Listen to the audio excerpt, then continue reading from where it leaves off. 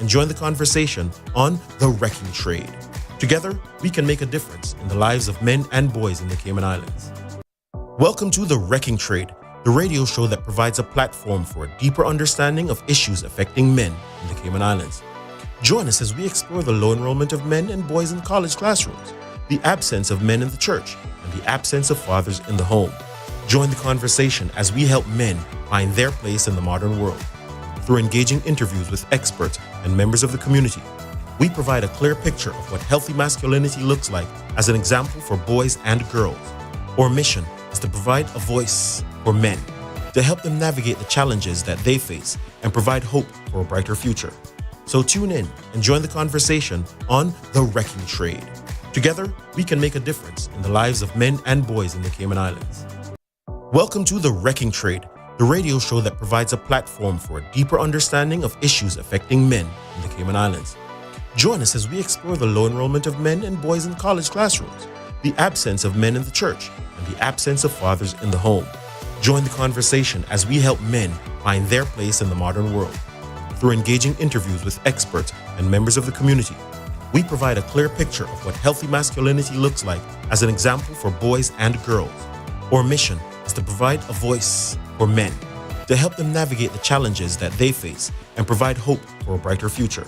So tune in and join the conversation on The Wrecking Trade. Together, we can make a difference in the lives of men and boys in the Cayman Islands.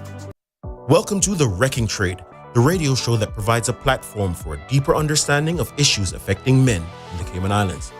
Join us as we explore the low enrollment of men and boys in college classrooms, the absence of men in the church, and the absence of fathers in the home. Join the conversation as we help men find their place in the modern world. Through engaging interviews with experts and members of the community, we provide a clear picture of what healthy masculinity looks like as an example for boys and girls. Our mission is to provide a voice for men, to help them navigate the challenges that they face and provide hope for a brighter future. So tune in and join the conversation on The Wrecking Trade. Together, we can make a difference in the lives of men and boys in the Cayman Islands.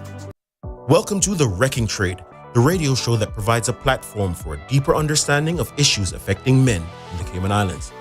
Join us as we explore the low enrollment of men and boys in college classrooms, the absence of men in the church, and the absence of fathers in the home. Join the conversation as we help men find their place in the modern world.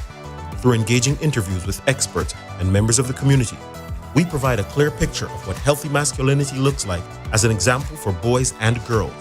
Our mission is to provide a voice for men, to help them navigate the challenges that they face and provide hope for a brighter future. So tune in and join the conversation on The Wrecking Trade. Together, we can make a difference in the lives of men and boys in the Cayman Islands. Welcome to The Wrecking Trade, the radio show that provides a platform for a deeper understanding of issues affecting men in the Cayman Islands. Join us as we explore the low enrollment of men and boys in college classrooms, the absence of men in the church, and the absence of fathers in the home. Join the conversation as we help men find their place in the modern world.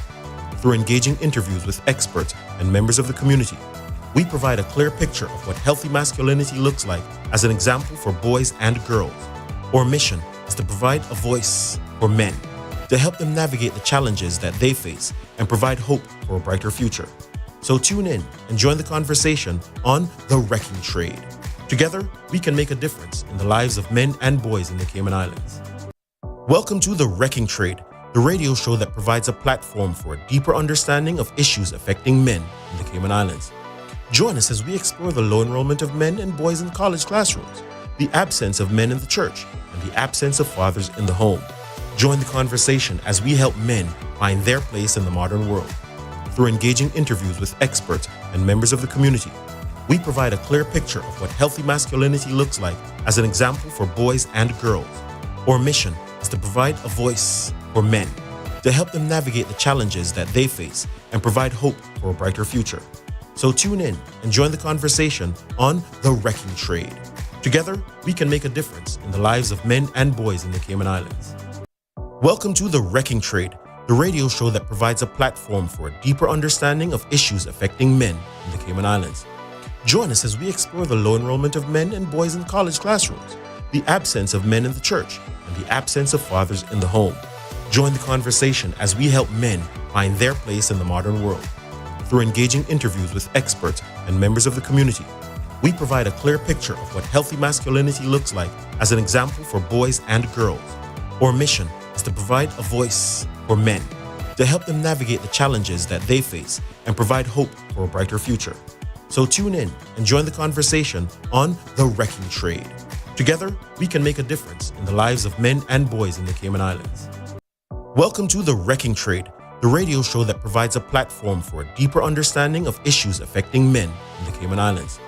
Join us as we explore the low enrollment of men and boys in college classrooms, the absence of men in the church, and the absence of fathers in the home. Join the conversation as we help men find their place in the modern world. Through engaging interviews with experts and members of the community, we provide a clear picture of what healthy masculinity looks like as an example for boys and girls.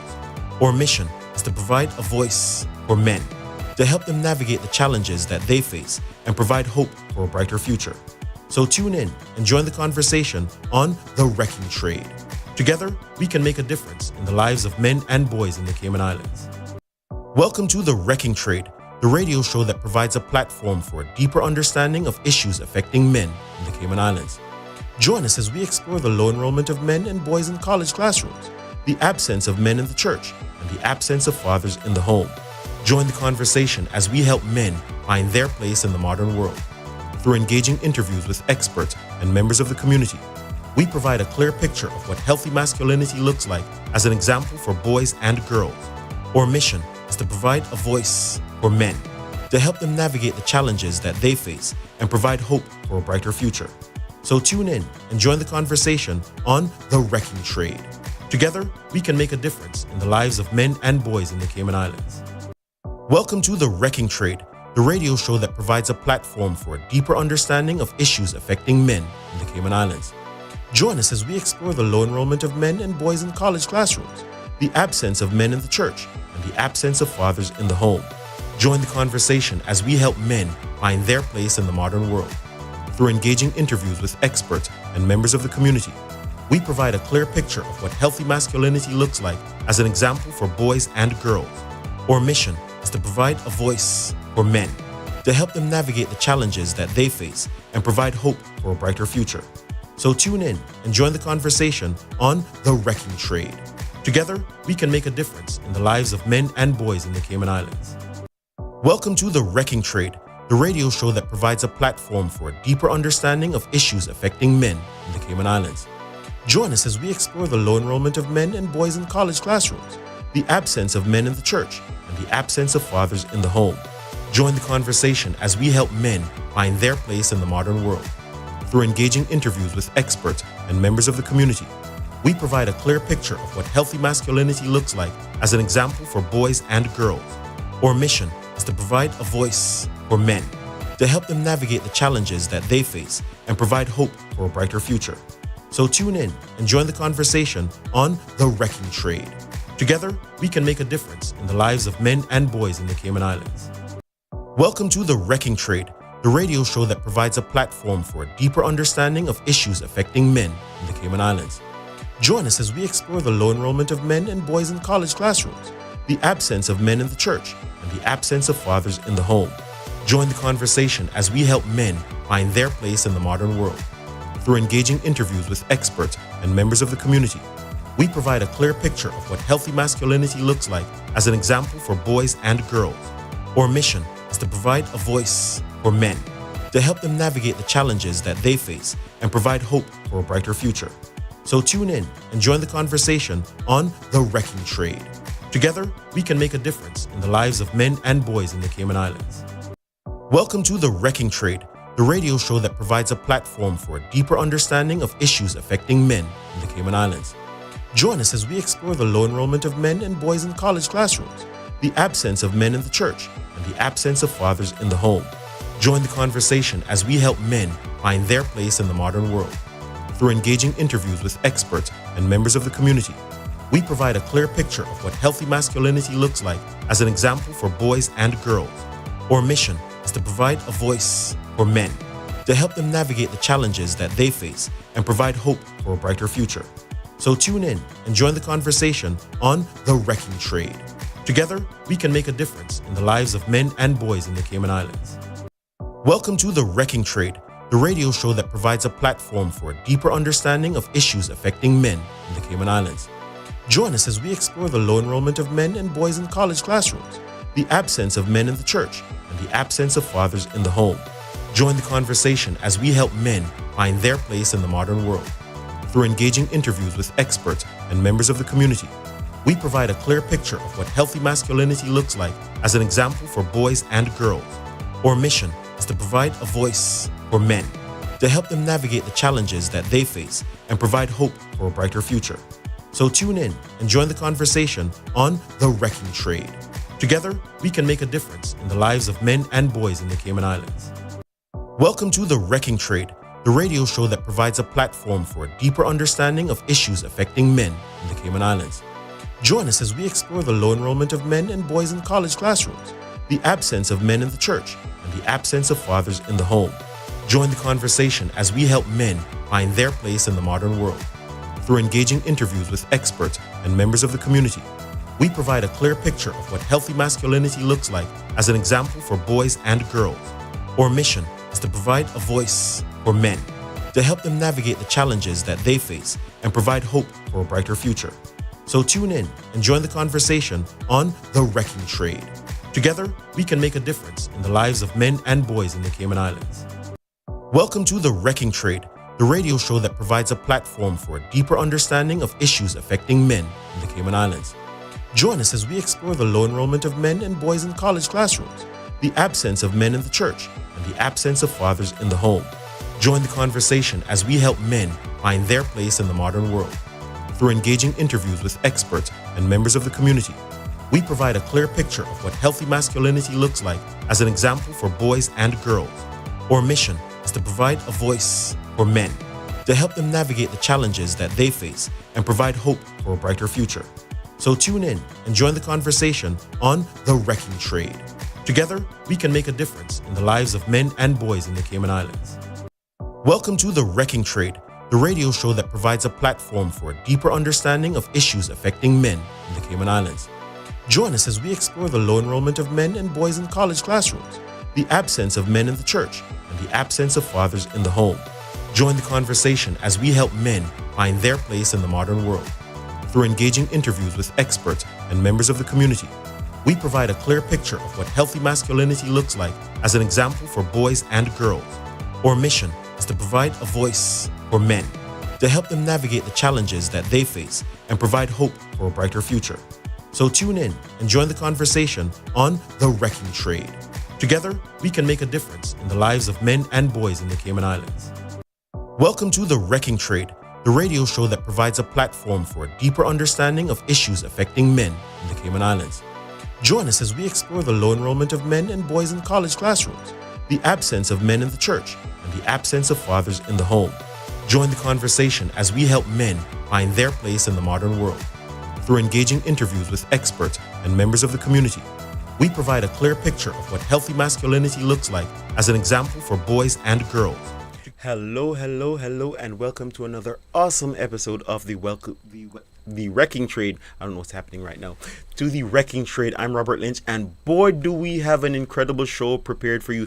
Already the topic has been causing a stir, but before we jump into it, because I have an awesome guest with me, before we jump into it, let me just remind you to hit that like button, hit the subscribe button, and hit the notification bell so that you can know whenever we go live and be able to participate in awesome conversations like these. And remember, hitting that like button is not just giving us a thumbs up, it's actually how we let YouTube know that the conversations that we have here matter, and then the algorithm can share it with persons like you. And as you're getting yourself settled in, grab yourself a drink because it's going to be a ride. Remember to share the link with someone you know who you believe this conversation may be able to help them. And with that, let me just welcome my guest, and of course we have our standard 5 questions. Please share with us. Are you ready with me? Yes, I am. All right. So share with me your name, your age, what do you do for work, your highest education level completed, and of course your relationship status. All right, so let's start off with your name. My name is Jodianne Samuels. I am 31 years of age. I have an high school level education, and I am not married, but I am currently in a relationship. Awesome, awesome, awesome. All right, thank you very much for that. And just off the top, before we get into today's video that we're going to be able to review together, what do you think about the topic? What comes to mind as you? Um, for sex and weapon to be in one sentence is kind of odd because weapon is used as an advantage against the opposite opponent or whatever you want to call it. So of course it's odd, and even though it is, we both women and men tend to use sex as a weapon. So yeah, I believe that we use it as a weapon to have an advantage of the opposite sex. Okay, so who do you think is more likely to use as a weapon? Of course women do that more than men. All right. They Thank you for your definitely do. honesty, Jody. And Yeah. with that, let's jump into today's video.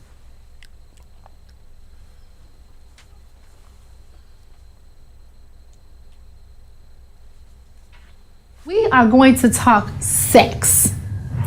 His need, ladies, not your weapon.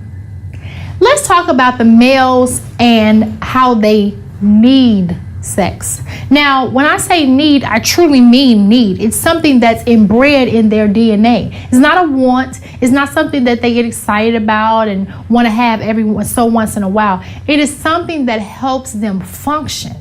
It is something that helps them move, feel better. It's a need for them. Now, society has made it socially acceptable for men to be able to do a lot with sex. We all know that according to society, a man can be more promiscuous. Let's just say it out loud. A man can be more promiscuous than a woman. He's taught from the time that he's a teenager, talking to his boys, they're talking about girls. And then he goes and talks to a grown man or his uncle, his dad, and something like that. And they tell him to go out and get a bunch of what? Sex. Socially acceptable. Imprinted in his DNA. Now, when he chooses to have a girlfriend, to have a lady, to have a woman, to have a wife, and you decide that now I love you and I'm not gonna have sex with you no more.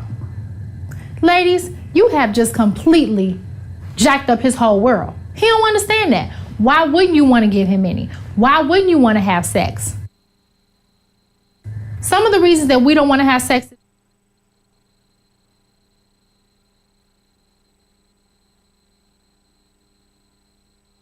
Why don't we, or why wouldn't we want to have sex?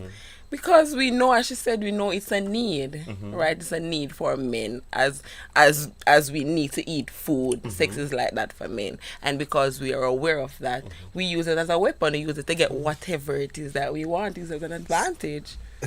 So why do you do that? If you understand, I mean, she told you, or she told us, and we understand that, hey, this is how he has a need. Would you send your boyfriend, your person out there hungry? Of course not. I would not. I wouldn't send my boyfriend out there hungry. But at the end of the day, men are stronger in so many ways than women. This is the only thing we have. This is the only thing we have to use against them. So why is even the conversation about using things against them? And I That's what I'm appreciate you saying. saying that because, Yeah. I appreciate the honesty. Being able to say, yeah, we do use it Yeah, against we them. do use it. Because if I say we don't, then I would be lying. Because we do. We use it as a weapon. And as I said earlier, to say a weapon, it's hard to say because you should not be using weapon and sex in one sentence. So I cannot deny it. I can only be honest. Okay. I can only be honest. So you're recognizing then that even though you're using this as a weapon, and what you've said is there's not a lot that you can use. Yes. So this is what you have available. So you think, okay, fine, we're going to use it. But what do you think that does to him? I mean, when you think about it, that's one of the reasons why a lot of men go out there as well.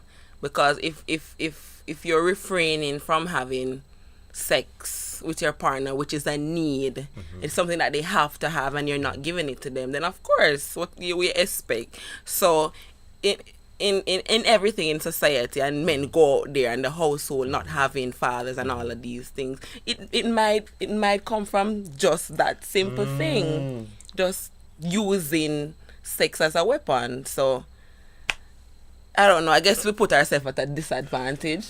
And I'm glad you said that. I'm saying you're recognizing that this is the thing, the way you're trying to get power. But if you're trying to get power over this man, then you're making him weaker. Yeah. You're making him less than. And how does that help you at the end of the day? It doesn't. It doesn't. It really doesn't. It really doesn't. I mean, and I wouldn't say, because I don't want it to be one-sided, right? Because a lot of times, even though we do it, whether we know it or not, whether we know that we're doing this thing, I wouldn't want to know that I am not giving my partner what he needs, and then he goes there and get it. So at every step of the way, I try my very best. I try, as I said, I try not to use it. But at the end of the day, I guess it's just like how men need sex. It's something that we do naturally without even knowing that we're doing it. Fair enough, and I appreciate you saying that, and that's what we're going to talk about today in this video, in terms of how are some of the ways that you may be doing that unintentionally, and at the end we're going to talk about some things that you could do instead to actually help both of you. So with that, let's keep rolling. Some of the reasons that we don't want to have sex is because I'm mad at him. I don't want to give him nothing. Let's talk about that.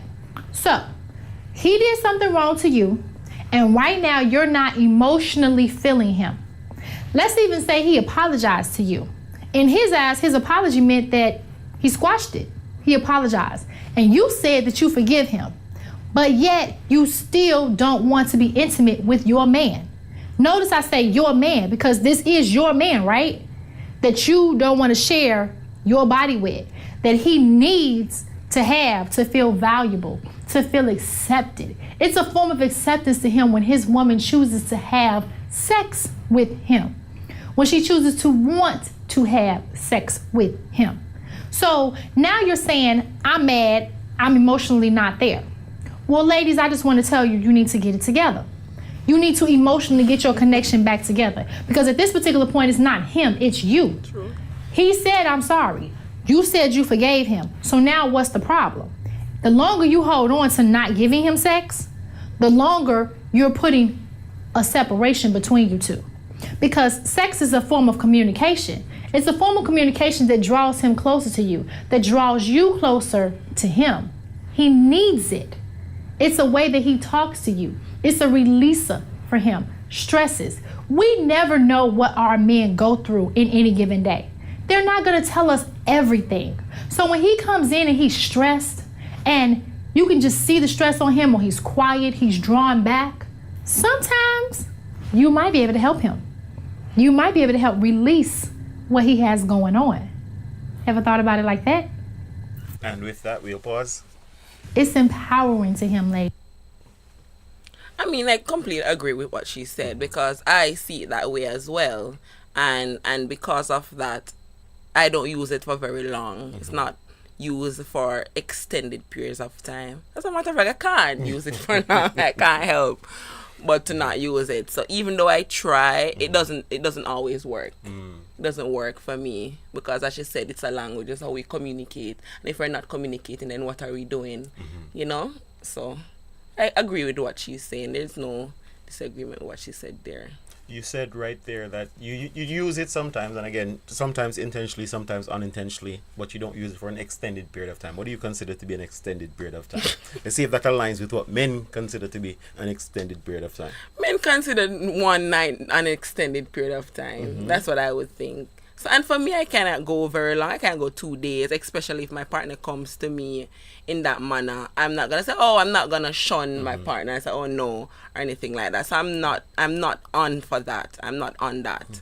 So I'm not the one who is going to refrain, like, oh no, we're not doing that. Okay. Yes, I'm not that partner. So you're not the one who goes, hey, I'm upset. Yeah, no, I'm not, and I accept an apology. So and once you can see where you're wrong and say okay, then, because it's communication. Communication clears everything. And once we have the hair clear, then why refrain? So let me ask you that, because you said it right. You said once you can see where you're wrong. Yeah, once you can see where you're What wrong, if you don't did, see where you're wrong? then it go. And that's the question, because sometimes you cannot believe that you're wrong, and then what do you do then? I'll try to let you see.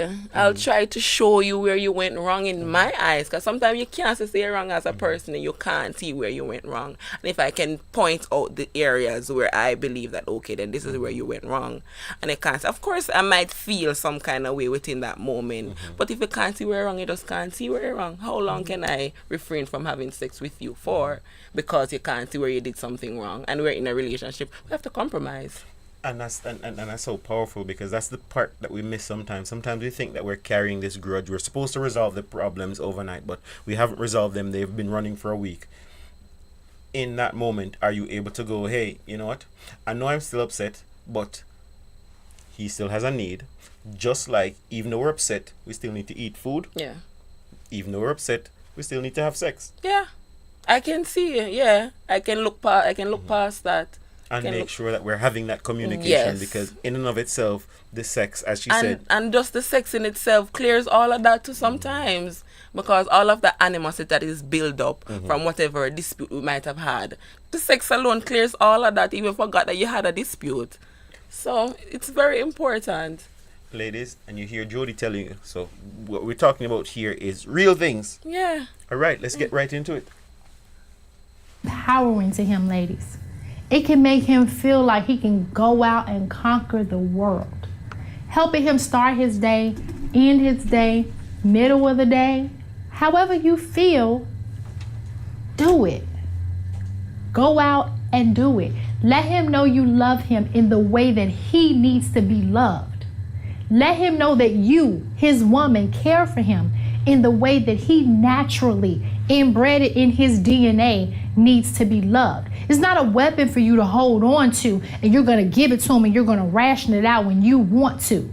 That won't end up ending the way that you think it will. Now let's talk. So right there, so immediately as you heard that, I noticed that you had a response, and I heard that I realized that throughout this video you've had a couple of responses where I saw you fold your arms one time. And what's going on for you as you're listening to this? I mean, because there are sometimes there are things that you don't think about until another person says it. So I mean, a lot of things that she's been saying in the video, you know, you have to really think about it and analyze where you might have been doing that thing, you know, and see where it's not, you're not supposed to be doing that. It's not right, you know. So I get what she's saying. So that's why my reaction is like that. Perfect. I wonder if we can run that again, because I think she put some powerful gems in there, and we want to just be able to unpack that a little bit again, so that we can truly, really appreciate the position that men are in, and why this idea of sex as a weapon is so dangerous, not just for us as individuals, but for us as a couple as well. Madam Producer? Needs to be loved. It's not a weapon for you to hold on to and you're going to give it to him and you're going to ration it out when you want to. That won't end up ending the way that you think it will. So she said rationing it out when you need to. And that's the idea. Sometimes when we go, because I'm upset, or because I don't feel like it, because I have a headache, it's you, again, like you said, taking the power and deciding, no, you can't have any today. Okay, here's a little bit today. No, you can't have any today.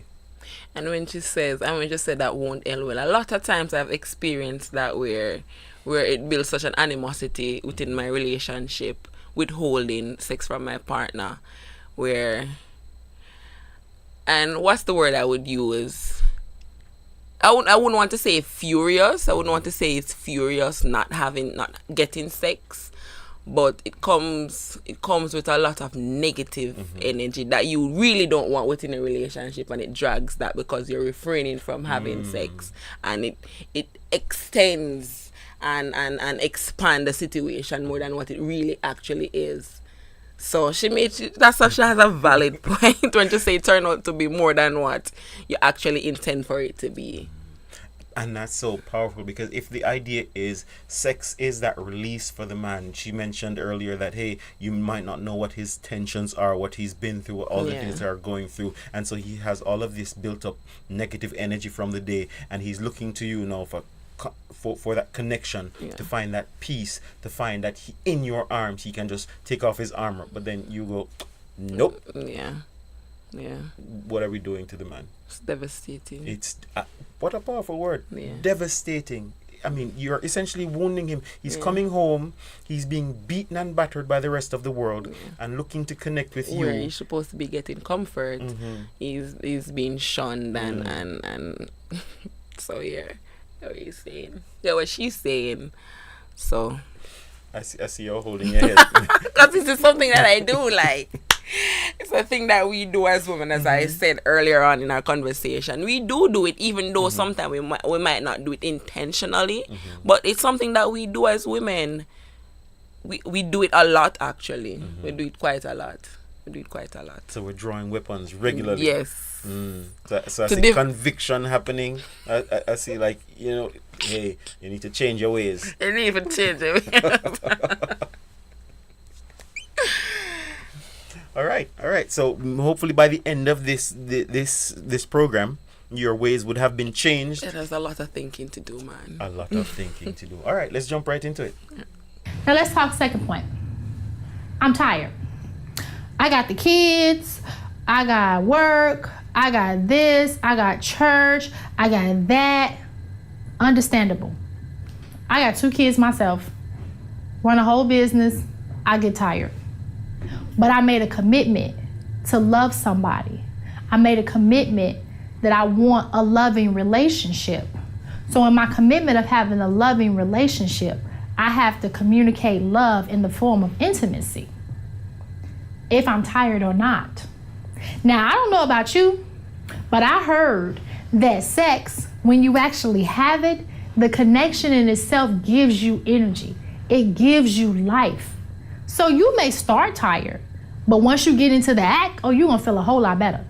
Now, mind you, don't get into it and just give them, I think I heard lazy booty. Yeah, those dry sauces. Lazy booty men can tell. They don't really want it.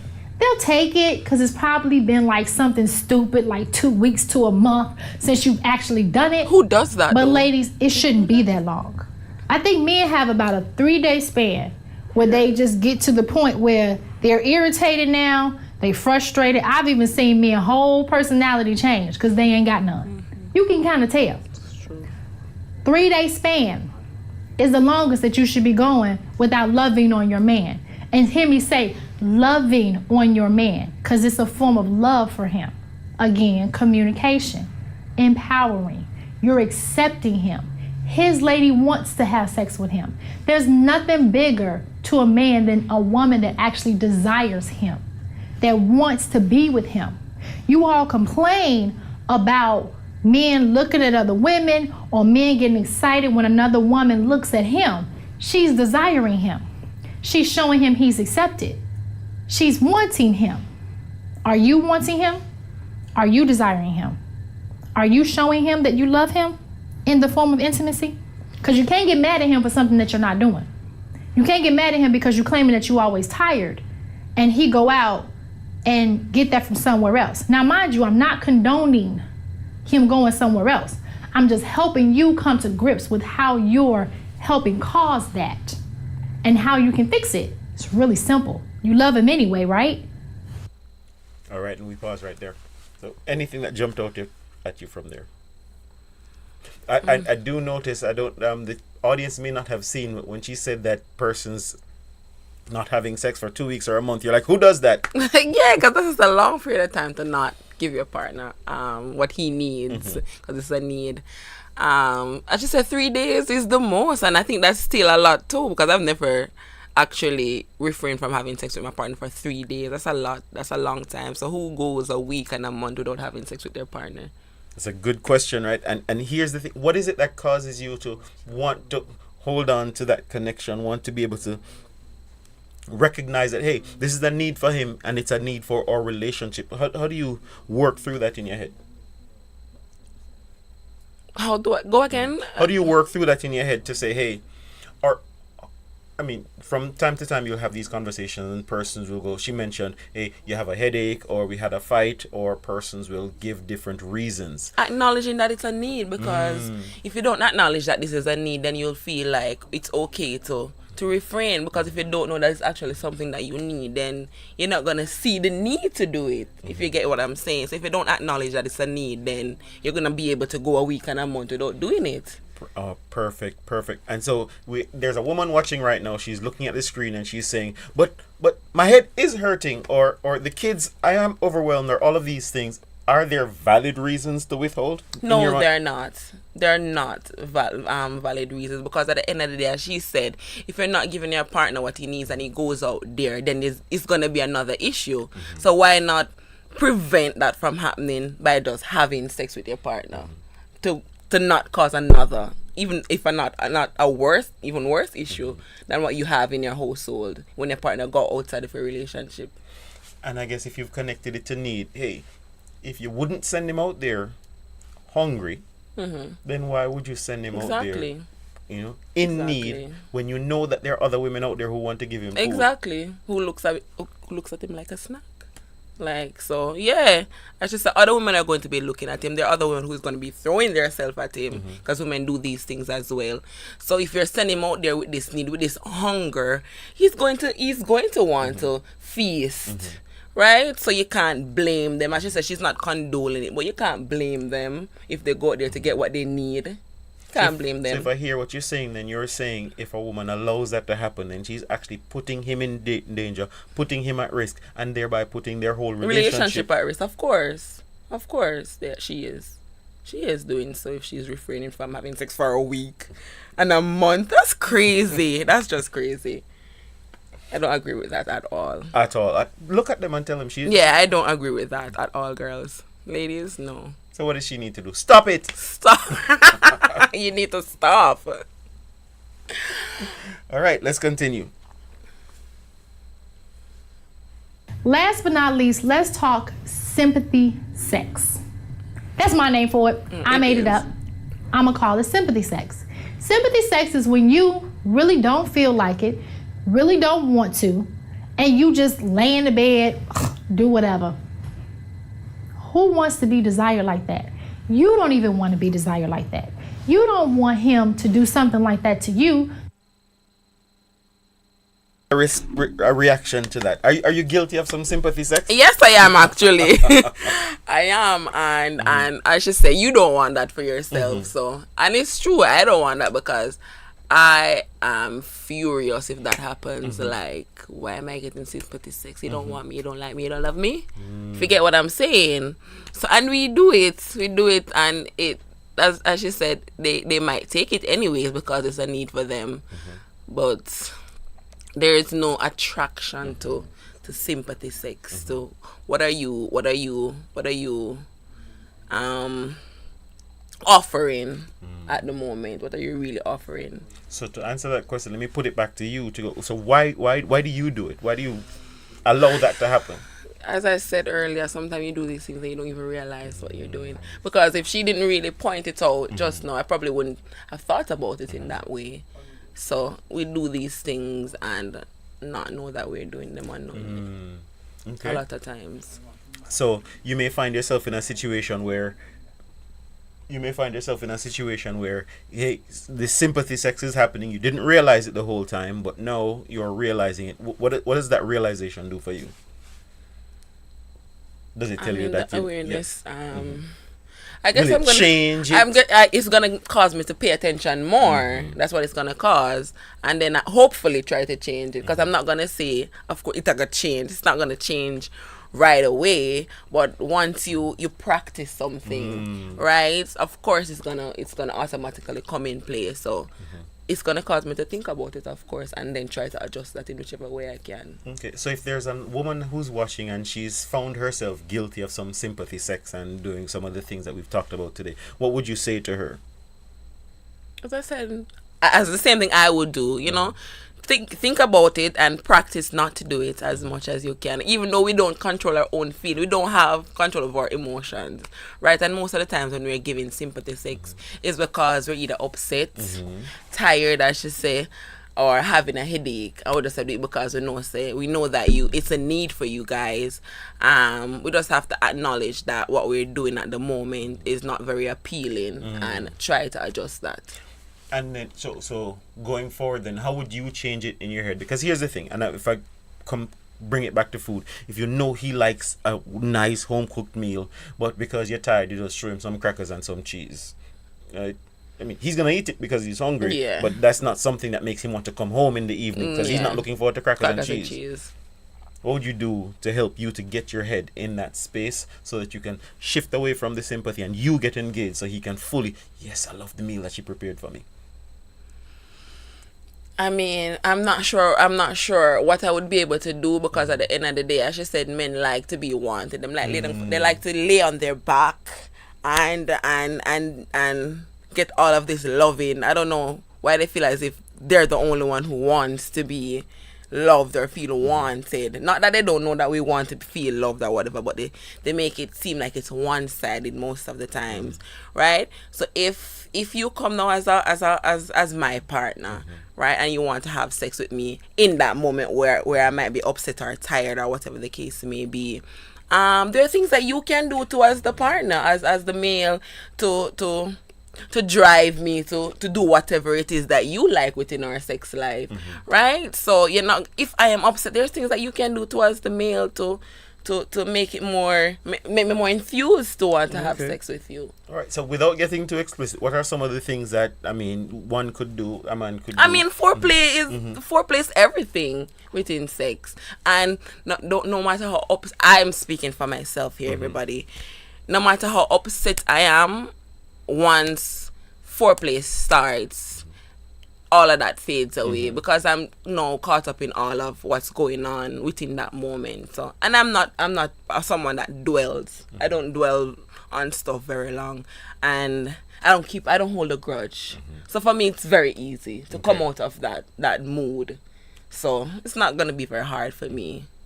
And again, without getting too explicit, because sometimes when we think about foreplay, we think about immediately getting right to it or getting to the erogenous zones and doing those things. But what are some of the things that, before we actually get to sex proper, or before we get to sexual encounters, what are some things that you might consider foreplay that might be useful to you? I love to kiss. Kissing is one of the main things for foreplay. For me, I express love by touch. Just gentle touch. So it doesn't have to be anything explicit or anything outrageous or anything like touching your that. face. Yeah, for me it's very simple. It's very easy for me. What about words? Are there things that one can say, again, without getting too explicit? What are some things, because you're vexed and he's gonna come home and say, can we have sex? I'm imagining that's not gonna do it for you. No, that's not gonna work for me at all. It's not. You have to start letting me know now how you feel about me with your words. If that's the case, if you're gonna use words, then let me know how you feel about me, and then that's gonna it's gonna break the walls down. It's gonna slowly but surely the walls are going to come down with the words by telling me how you feel towards me, and then telling you you're attractive. Yes. Right? Yes. He loves you. He appreciates you. Like, what are some things? Like, maybe some things that you do well. What? Yes. Help me. Teach me. So you want me to get? You want me to? Yeah, without getting explicit. Just kind of help some of the men who are watching to be able to. Okay, so these are some things that I can say. It's not just come in and say, "Babe, I want some sex." No. That's so irritating. There you go. Like, that is so irritating, especially knowing that I am not in the mood right now. Why would you just come and tell me you want some sex? Like, that's crazy. But words.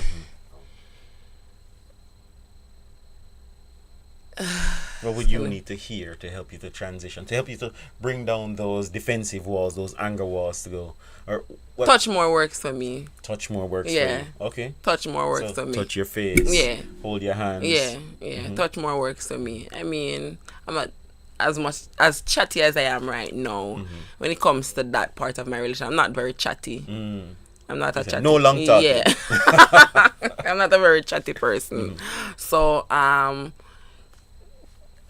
just touching me on my neck or wherever in my back, whatever places I like to be touched will indicate that, okay, then, I want some sex. Okay.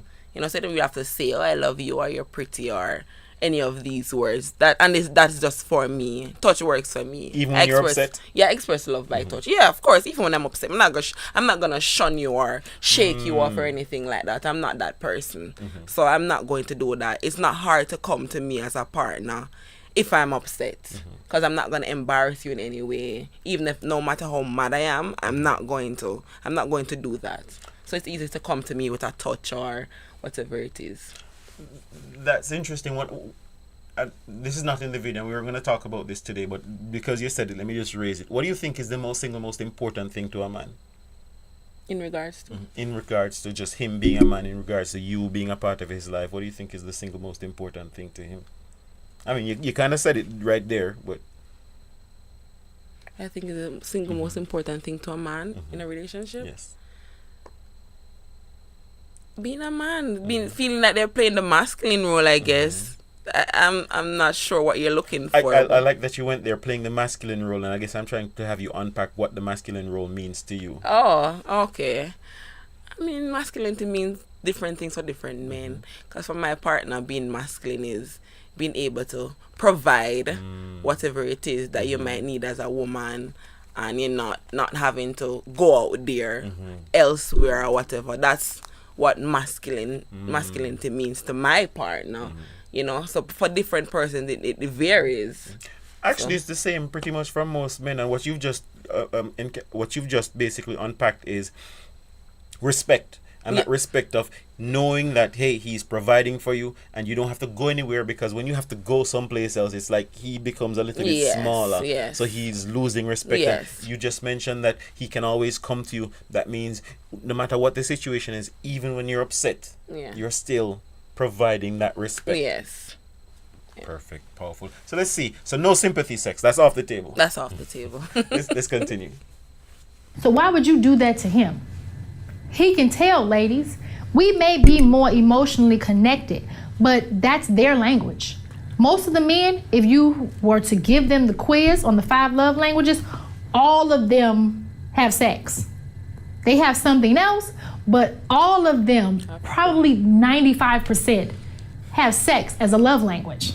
Physical touch, touching, rubbing, caressing, sex, intimacy. It's important. So sympathy sex, you can keep it. It's not even necessary. Do it better.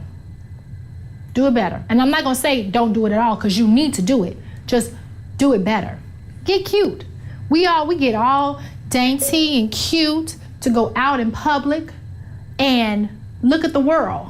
And you come home, you roll your hair up, you put on bonnets, you put on big old pajamas and all this stuff because you want to be comfortable. Let's see if you can pause. But you're right at home. Again, I saw the reaction. Were you convicted again? No, because it's true in a sense, because if you're going out on the road, right? Yes, other persons, you're presenting yourself to the outside world.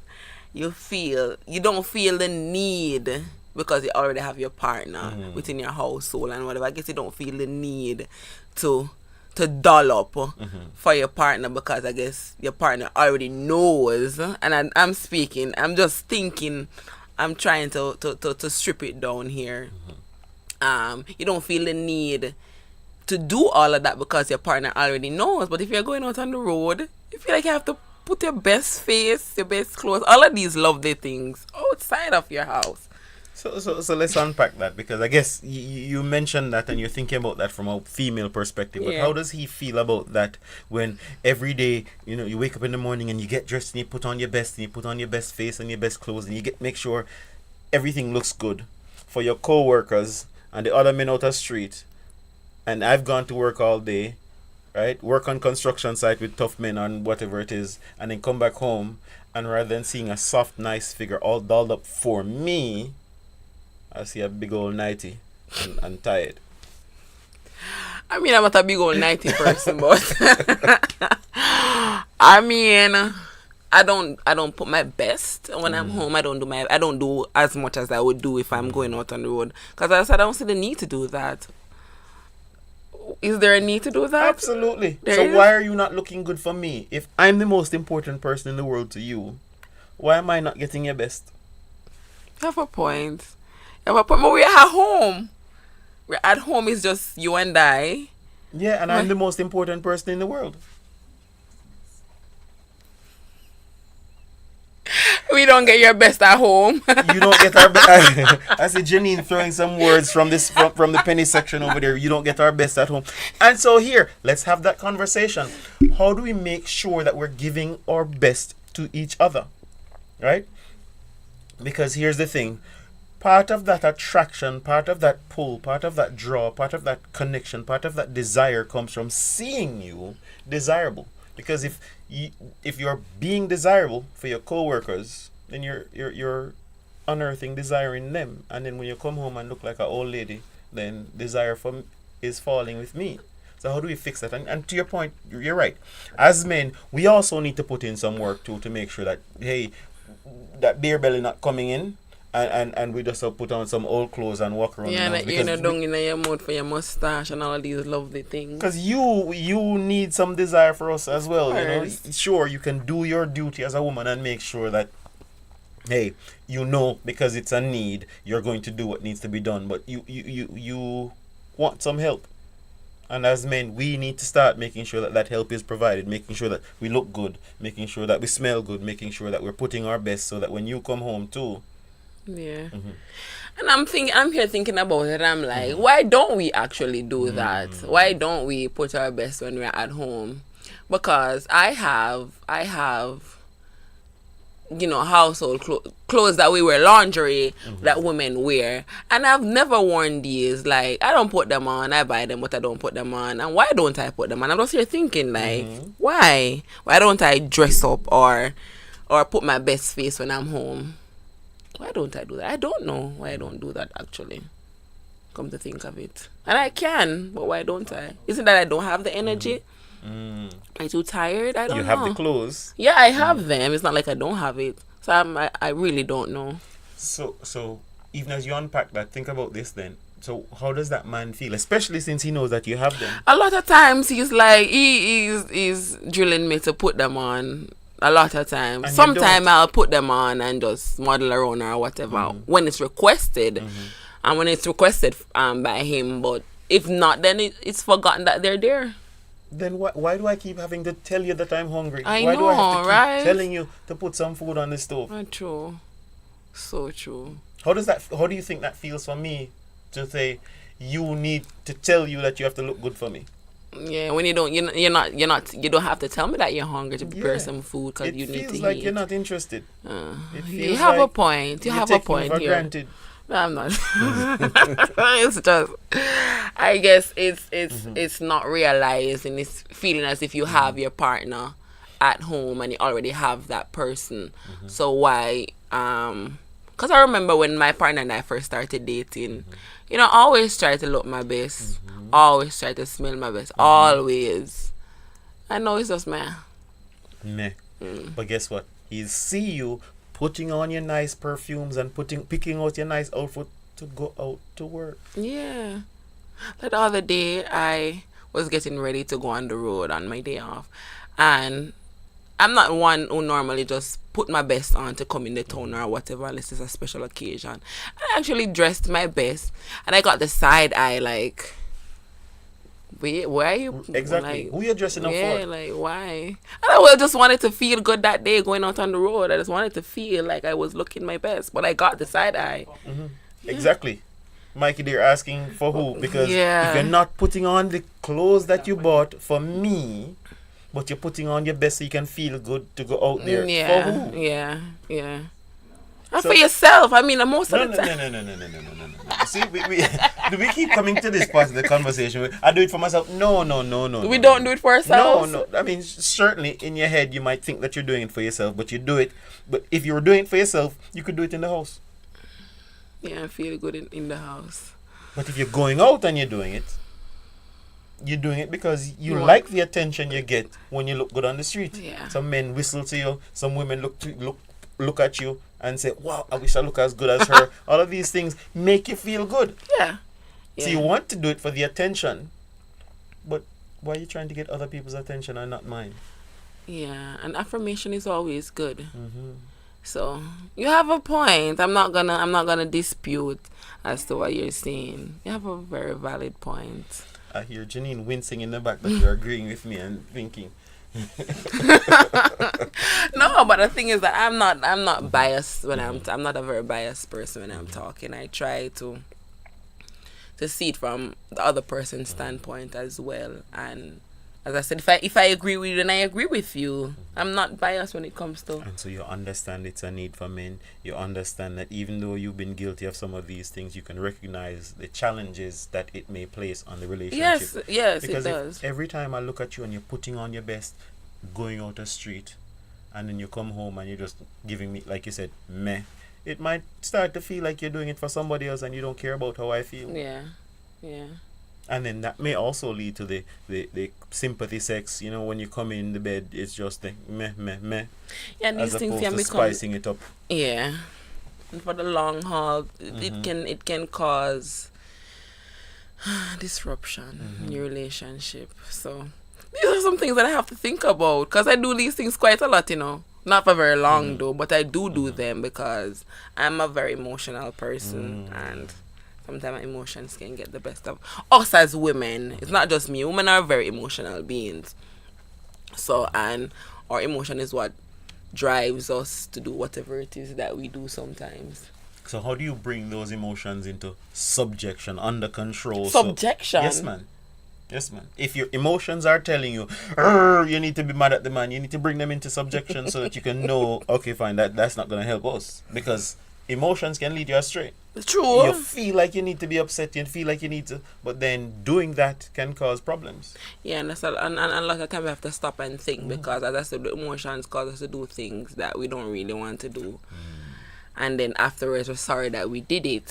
So at the time, and I try the stop and count to 10 thing might sound cliche or whatever, but it does work when you stop and think, stop and choose your words and all of that. It does help in every single way. So if you stop and think about whatever it is that you're doing, of course it might change the situation or change whatever reaction you might have, or using your weapon, right? You might not use your weapon, which we draw for so often as women. Don't let a temporary feeling cause you to create a permanent problem. Yeah. All right, thank you. Madam Produce? With the person that you love. What's cute to him? Now, negligees and all of that wonderful stuff isn't what every man wants all the time. Some people like it nice, cute, and relaxed. Some cute little boy shorts. A gown that's form-fitting. Wife beater. And some shorts. Your primary person to be cute for is not the ladies out on the street. It's your man at home. That's the person that you're supposed to be cute for. So therefore, when you're cute for him, he's looking at you, you're looking at him. That keeps away and helps with the sympathy sex. Now he desires you, so that helps with your emotions and wanting to give it to him. Keep the sympathy sex, ladies. It's not something you want to do. All right, and we pause there. And so here, and this might be maybe a personal question, so let me know in terms of, but it helps us to unpack a thing that I think is a great challenge in our relationships. Do you know what your man actually finds attractive? Yeah, I do. I do know what my partner finds attractive. And we for me sometimes we even use that too as our weapon as well. Knowing that our partner finds something attractive, we emphasize on that and then still not give our partner any sex. Doing this to get them aroused or excited, and then bring them on a high and then drop them on a low, bust them head. It's getting dangerous, man. Not just drawing weapons, but actually wounding and hurting. So, yeah, I know what my partner likes, what he likes to see, and I guess I don't do it as much as we should in our relationship to keep our relationship afloat or as exciting as we would always want our relationship to be. Of course, we have our days or up and down days, so we're not gonna always be into all of that. But why not? Because, I mean, we're human beings. We're not going to always have happy days. We're not going to always have a fulfilled day. So... Do you mean giving him what he wants is you can only do that if you've had a happy day? I'm not saying... That's not what I'm saying, you know. Help me to understand I'm what not you're saying. Because I am one who tries...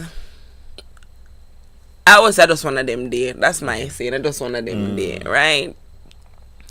But we have to understand, men have to understand women as well too, you know, because it's not just about what you want to. We have feelings too. We feel stuff. With, as you just said earlier, when our head might hurt us, we might be tired. We have the kids or whatever. So why don't you guys sympathize with us in regards to that and say, oh, she might be tired, and even though I want some sex, I'm just gonna leave it alone because she's tired. Okay, so let's see if we can unpack that a little bit, right? Part of the relationship dynamics is set up in this way. Before did you go searching for him or did he come searching for you? My partner. We met in a. No. He came searching for me. Okay. No, girl. He came searching for you, which means when he presented himself, you had to go, okay, fine, does he check the boxes? Yes. Yeah. And if he checked the boxes, then you'd say, okay, fine, you give him the number, and then guess what? After you give him the number, then he has to call you, and then put in the time, put in the lyrics, put in the words in order to get you engaged. Yeah. So in order for him to do that, he had to first understand what you found attractive and present that, and then he had to stimulate conversation and get the things going. Yeah. So that wouldn't that be him putting in a ton of work in the beginning? So it's only in the beginning? No. Just start. Oh, yes. Okay, yes. He had to put in a ton of work just so that the relationship could happen any at all. So why is it that now that he's put in all that work? Because remember, you didn't have to do anything. You just stood there and looked pretty. Why is it that? Yeah, you just stood there and looked pretty. And so he had to present himself, because I'm sure there are probably some other persons who presented themselves and they didn't check the boxes, so they just X them off. Yeah, of course. So he had to surpass all of those people. Yeah. And the things that he had to be able to present didn't come easy. Yeah. So for instance, you like a man who provides, right? Yes. So you know money not easy to make. No, it's not. So he has to work hard so that he can have enough money so that he can make sure that your needs are covered. Yeah. So that means even now he's still working. So it's not just the working with you. He has to be working on the street to make sure that you have what you need. Yes or no? Yes. Yes. The hard yes. Because at the end of the day... When you say hard? It's a hard yes. Okay, good. It's a hard yes because I'm not in complete agreement with you. Why? Because, I mean... Yes, a man is a provider and all of that stuff, but a man doesn't provide 100%. Men doesn't. You don't. I mean, for me, I don't want my man to just be providing. You want the help and too. Of course, this is a partnership. No, it's not a partnership, but we keep going. It's not, Listen, it's not a partnership. If it's a partnership, then when you go out, he say, hey baby, we're gonna split this check 50-50. You want that? Then me pay for it sometime too. It's not 50-50, but there are times when we go, I'll pay, and there are times when you pay. Who pays most of the time? Of course, I'm gonna pay most of the time. Okay, there's that. All right, let's explore that idea of the partnership. What if you and him laying down in the bed and you hear a knocking on the door, some bad men want to come in and do the thing? What do you expect there? Do what thing? Come in, rob the house. He must go to the door, like... The partnership, that's his job. It's not, okay, what if he turned around to you and said, baby, I took care of the last bad people. This is your turn. Remember, all right, men have this thing to say. Okay. They're physically strong. So that alone within itself says you're the one who has to go to the door Okay. because your physical strength. Absolutely. So that means we're not partners then. So we're not partners. No. What are we? What are we? See, you expect things from me. Just like you're expecting things from me, I might not be able to give you the same things that you're giving me, but I'm giving you things as well. Yes. So it's a partnership. Good. So, but we're not 50-50. 50-50 says My we bring boyfriend in. would say it's 20-80. Okay. And that's ridiculous. We always have that conversation. Like, it's not 20-80, love. It's not 20. No. All right, let's look at it. So when the bad people come in and I have to go and do it all the times, that means I can die, right? But guess what? If I shy away from that, you're like, oh, can I eat that now? So that means I have to always be ready to defend you with my life. You're He's having a ball right now listening to this. Like, he's just having a ball. You hear what I say? He said it's like 80-20, you know. Men have 80 while women have 20, you know. And I think that's just ridiculous. But if you guys had said 60-40, I could understand. But if we've talked about when it comes to the provision, you know he has to take the bigger, even if you do contribute, he still has the bigger responsibility. That's one. If you know that when it comes to the defending of life and property, he has 100% right there. Yeah, but there's so much that we bring to the table as Alright, women too. so tell me. Because remember, we have to carry your kids. We carry these things. Yes, man, absolutely. Yeah, look, there's so much that we give. How many kids can you bring in a year? In a year, I can 3. One. Well, maybe if you do triplets, right? Maybe if you do triplets. But guess what? When you're carrying the kids, that means the responsibility that we have becomes even higher. So while you're doing your thing, that means we have to even step but up our more. risk becomes even higher because we can die within childbirth. You know that, right? Absolutely. So of and course, then we recognize that and we cherish that and we celebrate that. But that means that to make sure that you don't die, I even have to provide even more. I shoot down. I shoot. Yeah, I don't want to take anything away from you because that is the whole purpose. In order to make sure that we have a family, we have legacy, and so we appreciate you bringing that to the table. But I want you to be able to appreciate that when you're providing that for a man, he doesn't go, okay, fine, you're doing your part now, I can relax. No. Because if he did that, then you start wondering. Yeah, like, what kind of man this? Exactly. Yeah. So the more you give, it means that he has to give even more. There's more to expect. So you win. Right? And so and here's the thing here. This is not a you win to the fact that we want you to say, hey, you do more. We have no of problem. course we not. have absolutely no problem as men doing more because that is the job. Yeah. What we're looking for, expecting here is a recognition. Yeah, Because yeah. What I'm saying? Yeah. Encouragement, Sweet labor. So when you recognize that he's actually putting in that work for you willingly, sometimes even without thanks, then you get to that place where it's a little bit easier to do some of these things that we've talked about tonight, because you understand that every day that man goes out, he goes out to kill it. He goes out to job, breaking his back, doing a whole bunch of things, not because he just wants to do that, but because he gets a chance to come home and take care of you.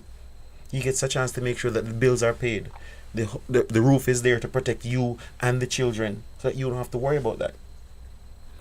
I guess because in society now a lot of women are providers too.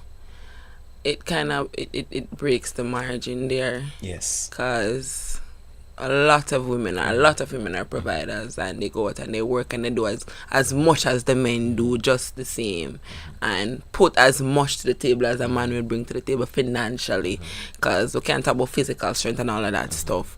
And so I guess that's where the conflict comes in regards to that, because women are going out there equal, just as equal as men.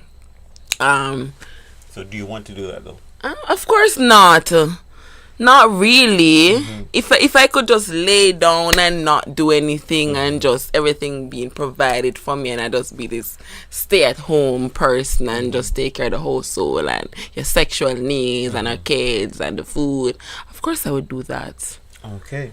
So and as I'm glad that you said that, because here's what we're looking at. You do have a lot of women who are going out and doing these things, and they're operating in a space where, like you don't actually want to operate in that space. You don't want to be the one pushing and drawing and trying to make the money. Yeah. Right?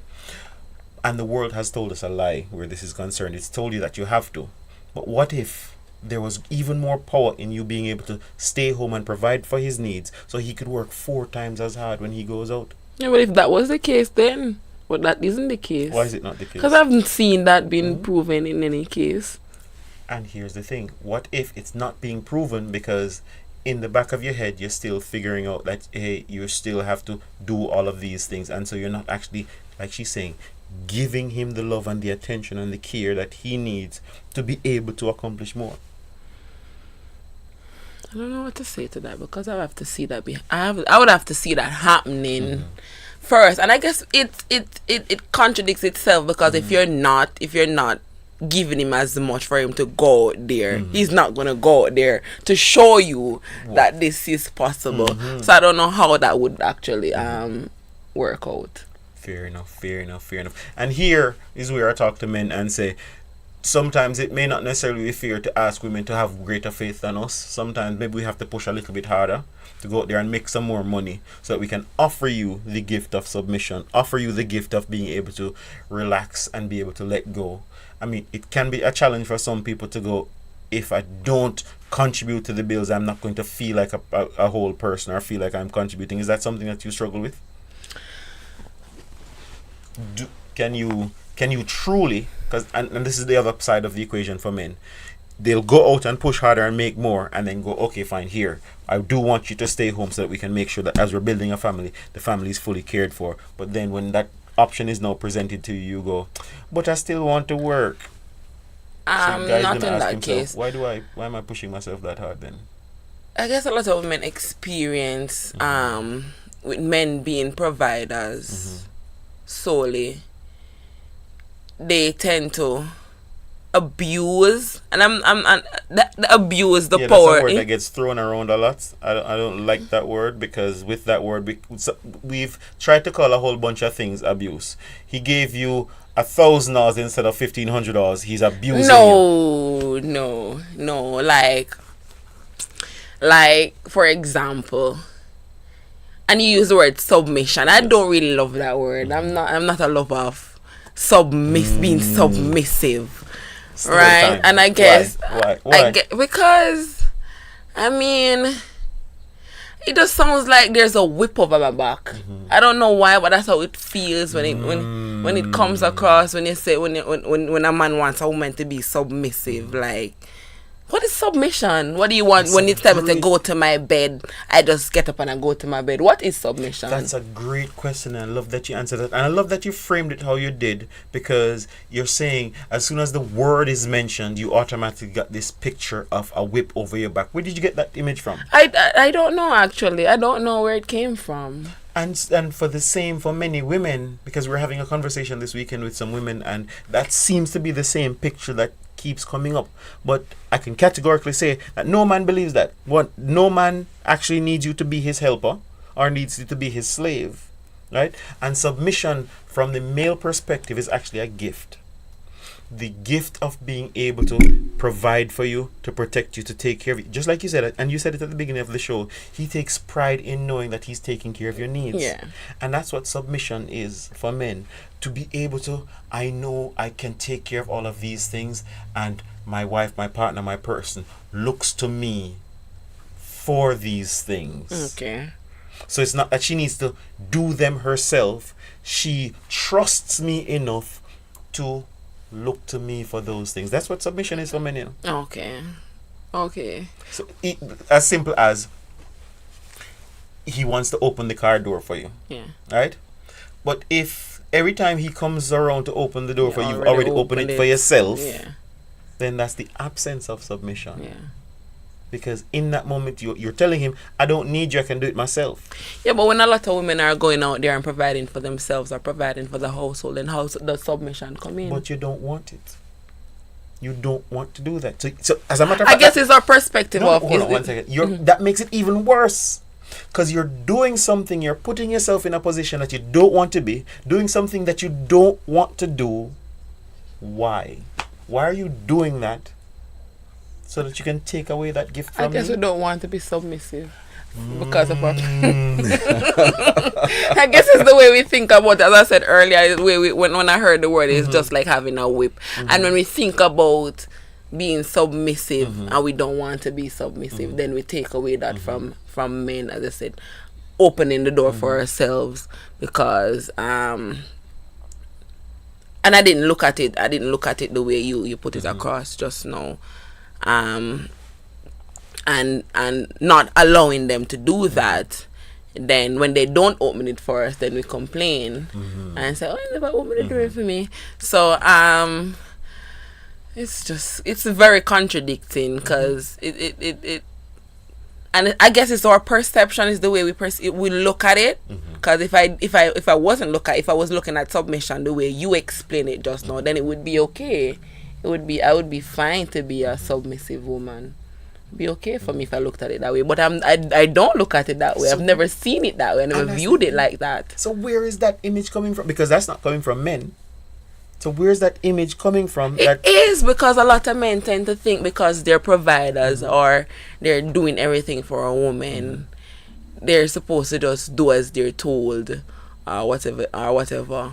So, and again, that language says something, just like you said, it's conjuring up the whip, it's conjuring up that image of he's forcing you. But what I'm trying to say is that he's not doing that. So where's that image that keeps telling you? Because every time you play that record in your head, it tells you, don't submit, don't submit, don't submit. Yeah. Instead of actually being able to enjoy him opening the door for you, instead of enjoying him providing for you, instead of enjoying him protecting you. When he does these things, know that antenna goes up in your head. I wonder if him think he can control me. That pushes you out now to go out and make, and then both of you not enjoying the situation. Yeah.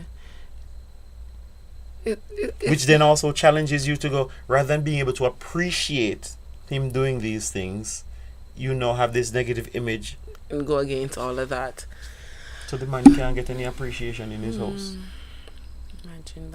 Imagine that. Man.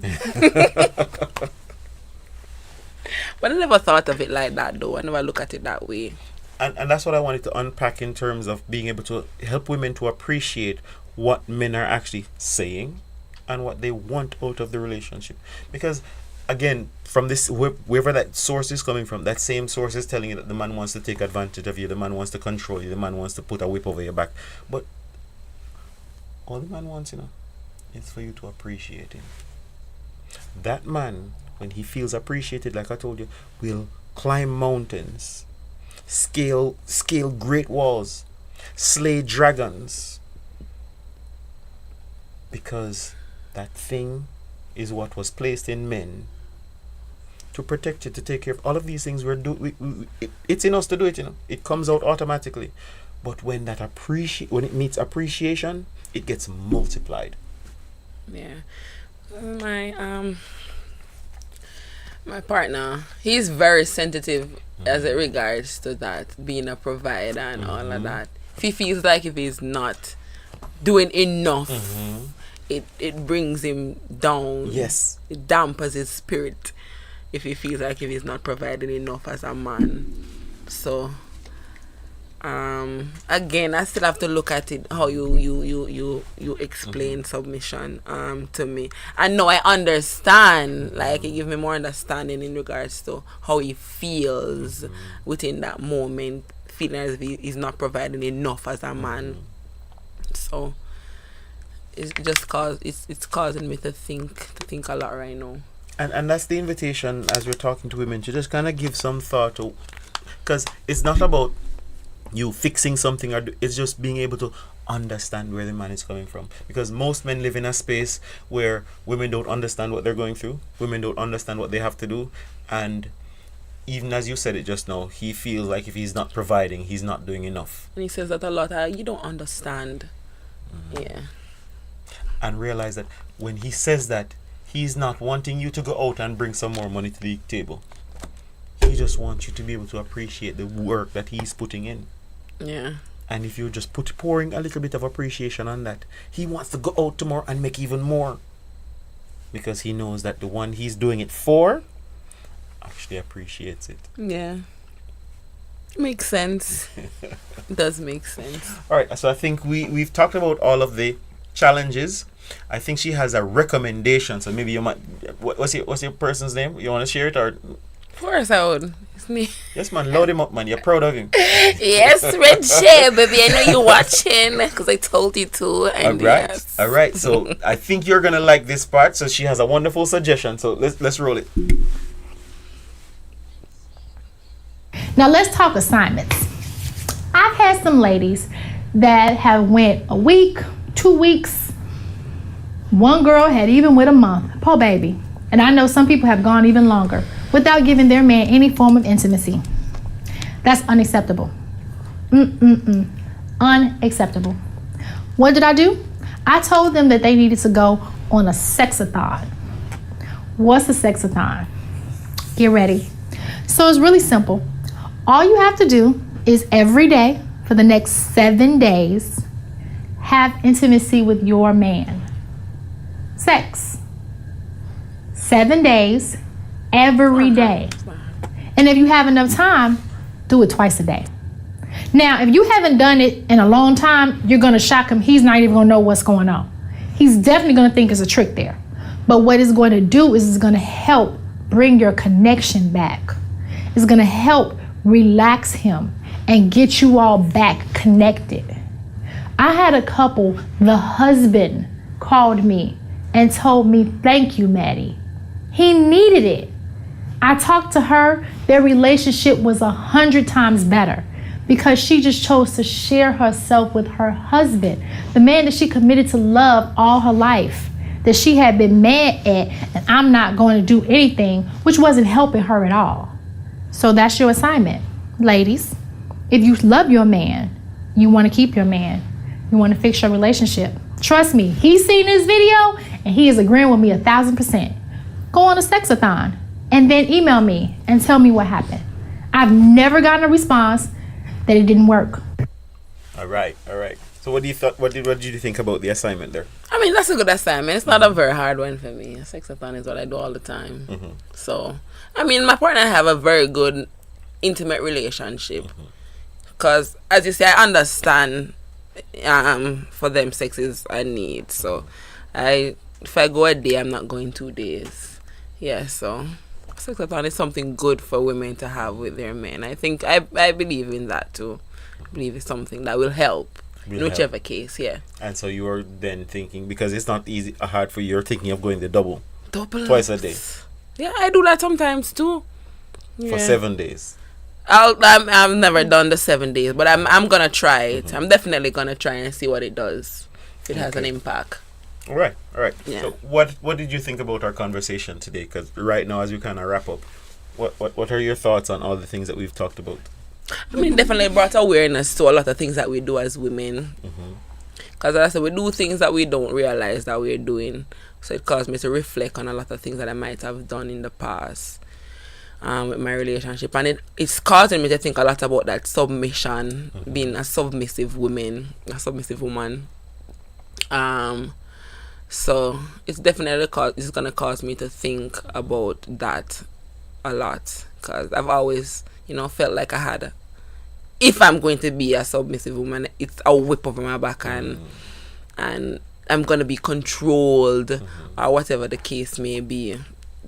So I'm definitely going to try to show more appreciation, as you said, to my partner and see where that leads. And that's a good place to start with the trust, to start with the open-mindedness, to see, okay, fine, I'm going to try it, see where it goes, and just allow the process to work. Because you mentioned control, what does control look like for you?